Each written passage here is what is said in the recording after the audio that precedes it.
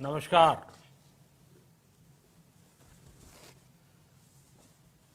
Corona वैश्विक महामारी के खिलाफ लड़ते लड़ते अब हम अनलॉक 2 में प्रवेश कर रहे हैं और हम उस मौसम में भी प्रवेश कर रहे हैं जहां सर्दी, जुकाम, खांसी, बुखार ये सारे न जाने क्या क्या होता है, ये मामले बढ़ जाते हैं। ऐसे में मेरी आप सभी देशवासियों से प्रार्थना है कि ऐसे समय अपना ध्यान रखिए। साथियों, ये बात सही है कि अगर कोरोना से होने वाली मृत्यु दर को देखें तो दुनिया के अनेक देशों की तुलना में भारत संभली हुई स्थिति में है। समय पर किए गए लॉकडाउन और अन्य फैसलों ने भारत में लाखों लोगों का जीवन बचाया है, लेकिन हम ये भी देख रहे हैं कि जब से देश में अनलॉक 1 हुआ है, व्यक्तिगत और सामाजिक व्यवहार में लापरवाही जरा बढ़ती ही चली जा रही है। पहले हम मास्क को लेकर, 2 गज की दूरी को लेकर 20 सेकंड तक दिन में कई बार हाथ धोने को लेकर बहुत सतर्क थे, लेकिन आज जब हमें ज्यादा सतर्कता की जरूरत है तो लापरवाही बढ़ना बहुत ही चिंता का कारण है। साथियों, लॉकडाउन के दौरान बहुत गंभीरता से नियमों का पालन किया गया था। अब सरकारों को, स्थानीय निकाय की संस्थाओं को, देश के नागरिकों को फिर से उसी तरह की सतर्कता दिखाने की जरूरत है। विशेषकर कंटेनमेंट जोन्स, उस पर तो हमें बहुत ध्यान देना होगा। जो भी लोग नियमों का पालन नहीं कर रहे हैं, हमें उन्हें टोकना होगा, रोकना होगा और समझाना भी होगा। अभी आपने खबरों में देखा होगा, एक देश के प्रधानमंत्री पर 13,000 रुपये का जुर्माना इसलिए लग गया क्योंकि वो सार्वजनिक स्थल पर मास्क पहने बिना गए थे। भारत में भी स्थानीय प्रशासन को इसी चुस्ती से काम करना चाहिए। ये 130 करोड़ देशवासियों के जीवन की रक्षा करने का अभियान है। भारत में गांव का प्रधान हो या देश का प्रधानमंत्री, कोई भी नियमों से ऊपर नहीं है। साथियों, लॉकडाउन के दौरान देश की सर्वोच्च प्राथमिकता रही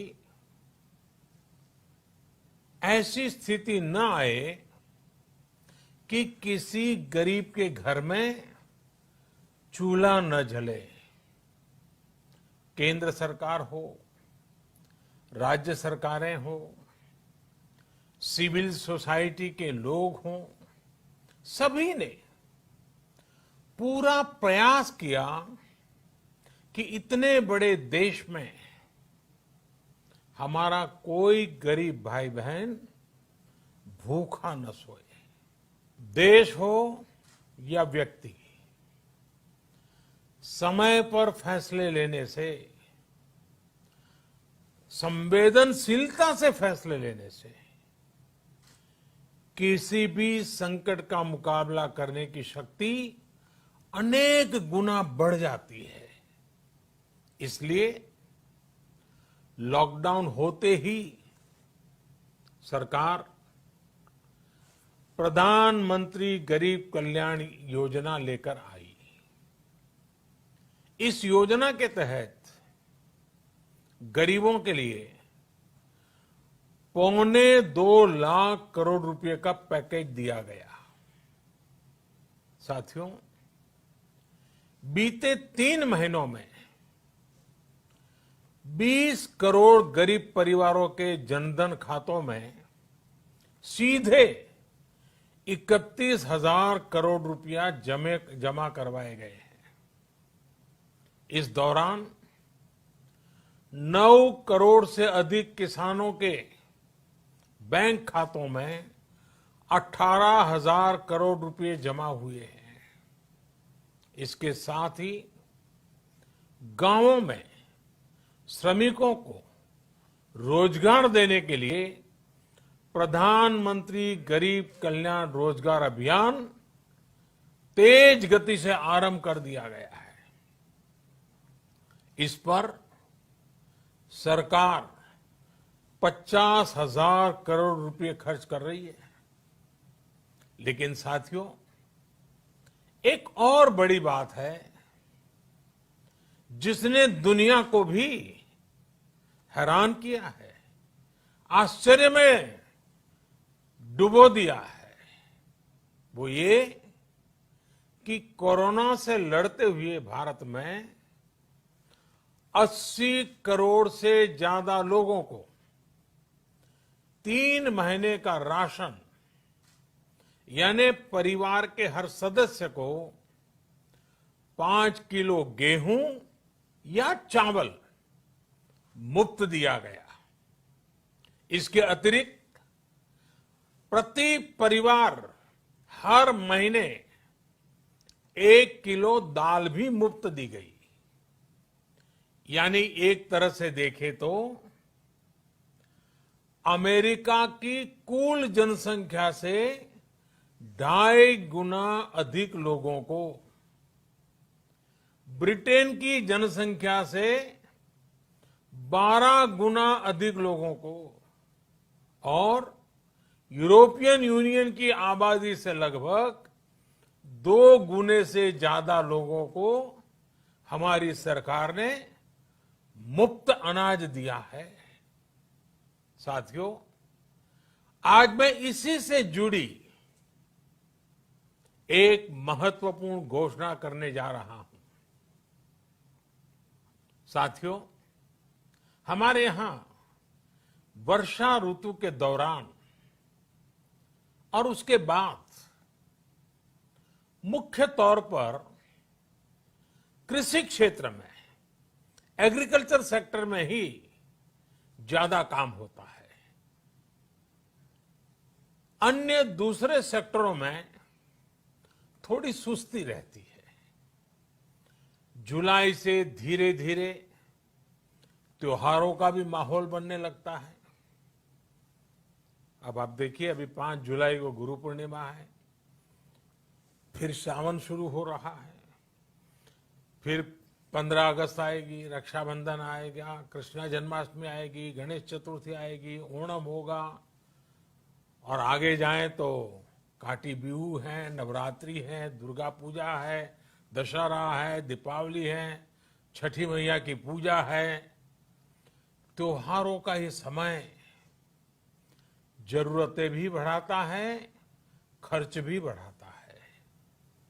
इन सभी बातों को ध्यान में रखते हुए ये फैसला लिया गया है कि प्रधानमंत्री गरीब कल्याण अन्न योजना का विस्तार अब दिवाली और छठ पूजा तक, यानी नवंबर महीने के आखिर तक कर दिया जाएगा।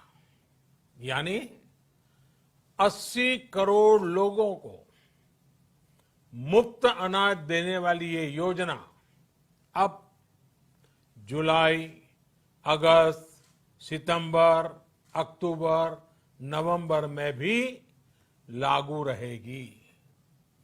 सरकार द्वारा इन 5 महीनों के लिए 80 करोड़ से ज्यादा गरीब भाई बहनों को हर महीने परिवार के हर सदस्य को 5 किलो गेहूं या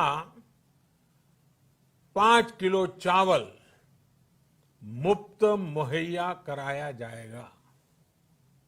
और साथ ही प्रत्येक परिवार को हर महीने 1 किलो चना भी मुफ्त दिया जाएगा। साथियों, प्रधानमंत्री गरीब कल्याण अन्न योजना के इस विस्तार में 90,000 करोड़ रुपए से ज्यादा खर्च होंगे।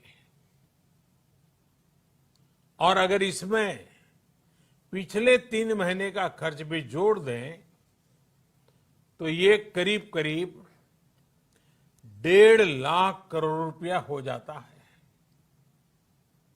अब पूरे भारत के लिए हमने एक सपना देखा है। कई राज्यों ने तो बहुत अच्छा काम भी किया है। बाकी राज्यों पर भी हम आग्रह कर रहे हैं कि इसको काम को आगे बढ़ाएं। और काम क्या है? अब पूरे भारत के लिए एक राशन कार्ड की व्यवस्था भी हो रही है। यानी एक राष्ट्र एक ration card, one nation one ration card. इसका सबसे बड़ा लाभ उन गरीब साथियों को मिलेगा जो रोजगार या दूसरी आवश्यकताओं के लिए अपना गांव छोड़ करके कहीं और जाते हैं, किसी और राज्य में जाते हैं। साथियों, आज गरीब को, जरूरतमंद को सरकार अगर मुफ्त अनाज दे पा रही है तो इसका श्रेय प्रमुख रूप से 2 वर्गों को जाता है। पहला, हमारे देश के मेहनती किसान, हमारे अन्नदाता। और दूसरा, हमारे देश के ईमानदार टैक्स पेयर। आपका परिश्रम, आपका समर्पण ही जिसकी वजह से देश ये मदद कर पा रहा है। आपने देश का अन्न भंडार भरा है, इसलिए आज गरीब का, श्रमिक का चूल्हा जल रहा है। आपने ईमानदारी से टैक्स भरा है, अपना दायित्व निभाया है, इसलिए आज देश का गरीब इतने बड़े संकट से मुकाबला कर पा रहा है। मैं आज हर गरीब के साथ ही देश के हर किसान, हर टैक्स पेयर का हृदय से बहुत बहुत अभिनंदन करता हूं, उन्हें नमन करता हूं। साथियों, आने वाले समय में हम अपने प्रयासों को और तेज करेंगे। हम गरीब, पीड़ित, शोषित, वंचित हर किसी को सशक्त करने के लिए निरंतर काम करेंगे। हम सारी एहतियात बरतते हुए इकोनॉमिक एक्टिविटीज को और आगे बढ़ाएंगे। हम आत्मनिर्भर भारत के लिए दिन रात एक करेंगे। हम सब लोकल के लिए वोकल होंगे। इसी संकल्प के साथ हम 130 करोड़ देशवासियों को मिलजुल करके संकल्प के साथ काम भी करना है, आगे भी बढ़ना है। फिर से एक बार मैं आप सबसे प्रार्थना करता हूं, आपके लिए भी प्रार्थना करता हूं, आपसे आग्रह भी करता हूं, आप सभी स्वस्थ रहिए, 2 गज की दूरी का पालन करते रहिए, गमछा, फेस कवर, मास्क ये हमेशा उपयोग कीजिए, कोई लापरवाही मत बरतिए। इसी आग्रह, इसी कामना के साथ मैं आप सभी को बहुत बहुत शुभकामनाएं देता हूं। धन्यवाद।